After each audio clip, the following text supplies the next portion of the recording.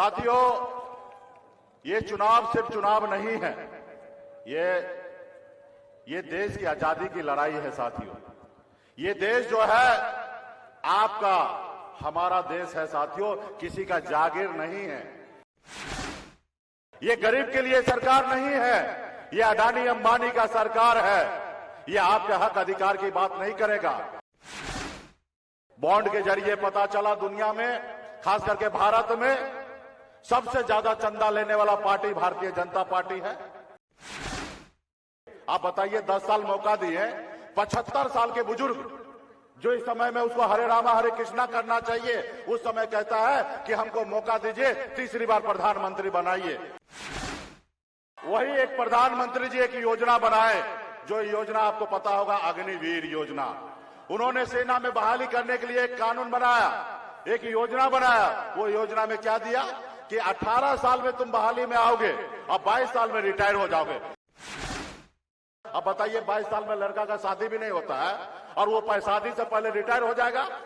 और जब रिटायर होकर घर में बैठेगा, बाद में शादी होगा, उनके बच्चे आएंगे, उसके बच्चे बोलेंगे पिताजी आप तो बेरोजगार हो।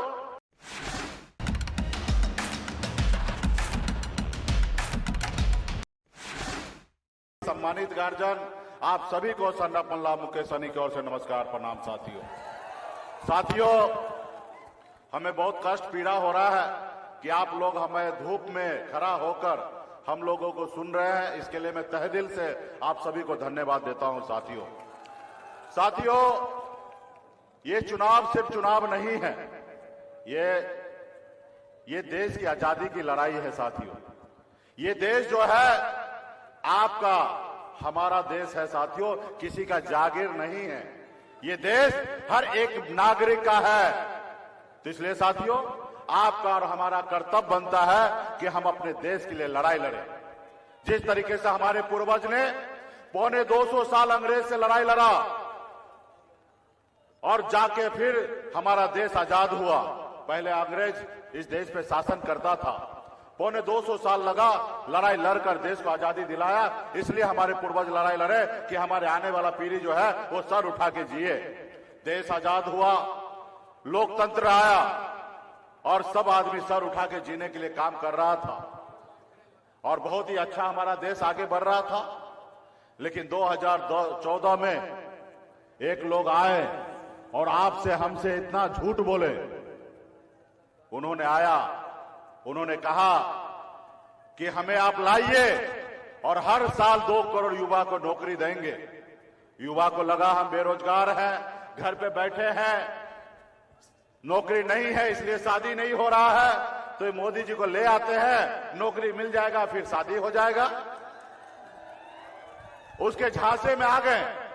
फिर उन्होंने कहा कि हमको लाइए, और पहले के सरकार ने बहुत पैसा लूटा और विदेश में रख दिया है। हमको लाइए और हम आएंगे तो विदेश से काला धन लाएंगे और सबको घर में 15-15 लाख रुपया दे देंगे हर एक आदमी को। आप लोग को लगा, हम लोग को लगा कि भाई बैठे बैठे 15 लाख रुपया आ जाए तो हर्ज किस बात का, तो उसको ले आए। तो इसलिए साथियों, झूठ दुनिया में सबसे ज्यादा बोलने वाला अगर कोई पॉलिटिकल पार्टी है तो भाजपा है, भारतीय जनता पार्टी है। वो झूठ बोलकर सत्ता में आ गए। आज देखिए, हमारा युवा बेरोजगार है, रोड पे भटक रहा है। किसान के लिए कहा था कि हम आय दुगुनी कर देंगे, लेकिन आज देखिए हमारा किसान परेशान है। कहा गैस सिलेंडर 400-500 रुपए में मिल रहा था, आज 1200 रुपए मिल रहा है। इतनी महंगाई हो चुका है।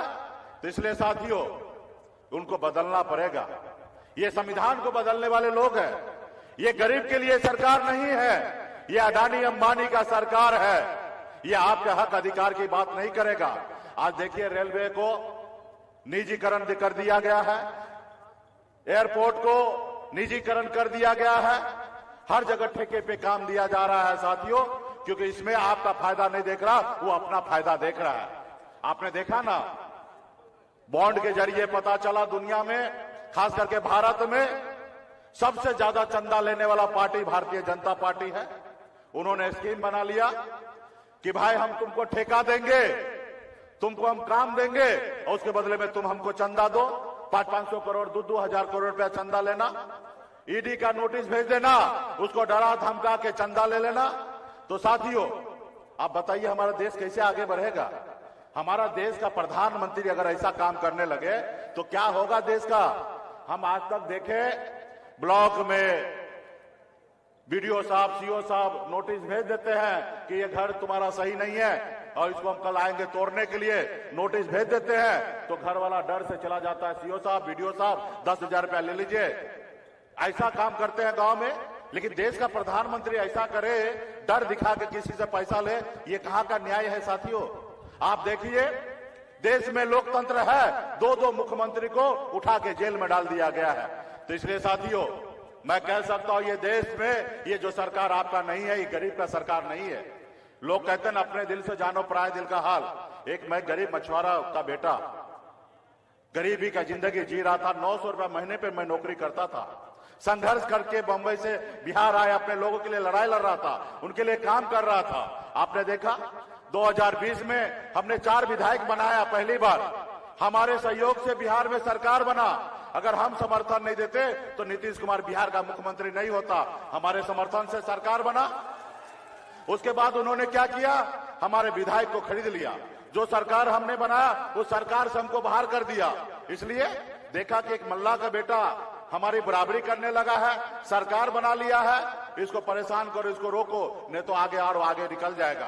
तो इसलिए साथियों, आज उन्होंने हमें रोड पे ला दिया, लेकिन हम लोग संघर्ष करने वाले लोग हैं, मेहनत करने वाले लोग हैं। हम संघर्ष करेंगे और बदलाव लाएंगे। जैसे हमारे पूर्वज ने बदलाव लाया वैसे हम बदलाव लाएंगे साथियों। इसलिए मजबूती से बदलने की जरूरी है।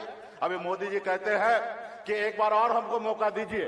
आप बताइए, 10 साल मौका दिए, 75 साल के बुजुर्ग जो इस समय में उसको हरे रामा हरे कृष्णा करना चाहिए, उस समय कहता है कि हमको मौका दीजिए, तीसरी बार प्रधानमंत्री बनाइए। और वही एक प्रधानमंत्री जी एक योजना बनाए, जो योजना आपको पता होगा, अग्निवीर योजना। उन्होंने सेना में बहाली करने के लिए एक कानून बनाया, एक योजना बनाया। वो योजना में क्या दिया कि 18 साल में तुम बहाली में आओगे और 22 साल में रिटायर हो जाओगे। यानी कि 5 साल भी पूरा नहीं करोगे, सिर्फ 4 साल के लिए नौकरी उन्होंने बहाली करने के लिए। और खुद बोल रहे हैं 75 साल का। अब बताइए, 22 साल में लड़का का शादी भी नहीं होता है और वो शादी से पहले रिटायर हो जाएगा। और जब रिटायर होकर घर में बैठेगा, बाद में शादी होगा, उनके बच्चे आएंगे, उसके बच्चे बोलेंगे पिताजी आप तो बेरोजगार हो, आपके पास कोई काम धंधा नहीं है, काम नहीं करना। वो बोलेंगे बेटा हम रिटायर हो गए। अब बताइए कहां से जायज है? और सेना में कौन बहाली होने के लिए जाता भाई? गरीब पिछड़ा दलित का बेटा जाता है सीना पे गोली खाने के लिए, शहीद पे होने के लिए जाता है बॉर्डर पे। आपके भाई, हमारे अपने लोग जाते हैं। अब बताइए 4 साल के लिए नौकरी कर रहे हैं और खुद बोल रहे 75 साल की उम्र में हमको एक बार और मौका दीजिए। तो इसलिए साथियों, ये मोदी जी आपका हमारा नहीं है, इसलिए इनको बदलना है और लालू जी के विचारधारा पे हम लोगों को मजबूती से खड़ा होना है। आपने देखा ना, लालू जी के नेतृत्व में जो बिहार में सरकार बना, नीतीश कुमार जी उधर से पलट के इधर आए तो बिहार में 2 बदलाव हुआ।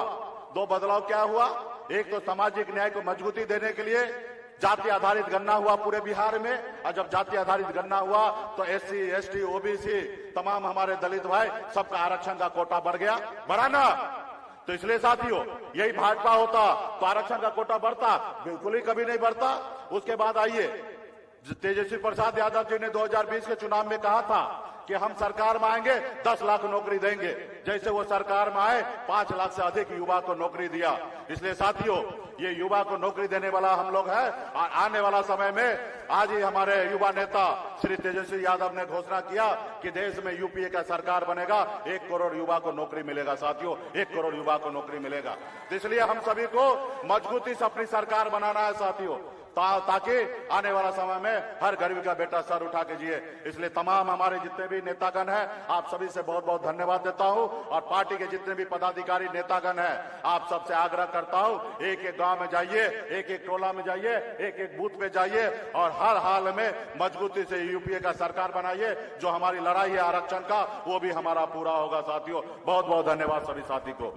ऐसे ही खबरों के लिए जुड़े रहिए बिहार टॉक से। यूट्यूब पर लाइक और सब्सक्राइब करें, बेल आइकन जरूर दबाएं। फेसबुक, ट्विटर और इंस्टा पर फॉलो करें। धन्यवाद।